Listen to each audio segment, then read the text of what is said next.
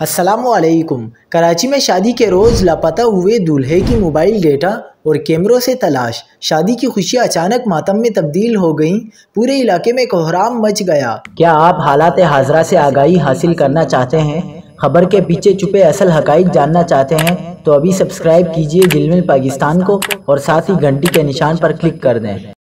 आपको बताते चलें कि कराची के इलाके कोरंगी मदीना कॉलोनी से अपनी शादी के दिन लापता होने वाले दूल्हे की गुमशुदगी का मुकदमा दर्ज करके तहकीकात शुरू कर दी गई। एसएसपी तारिक नवाज का कहना है कि जमान टाउन थाने के ऑपरेशन और तफ्तीशी अफसरान मुकदमे के इंदराज के बाद केस पर काम कर रहे हैं। मुकदमा दूल्हे के वालिद वसीम की मुद्दईयत में अगवा की दफात के तहत दर्ज किया गया है।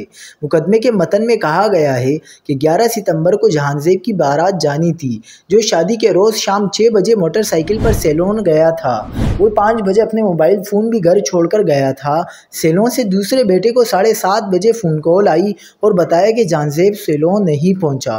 मुद्दई मुकदमा जहांजेब के वालिद का कहना है कि मेरा दावा है कि नामालूम अफराद ने जहांजेब को अगवा कर लिया है। पुलिस हुक्काम का कहना है कि नौजवान के अगवा या लापता हो जाने के तमाम वजूहात का जायज़ा लिया जा रहा है।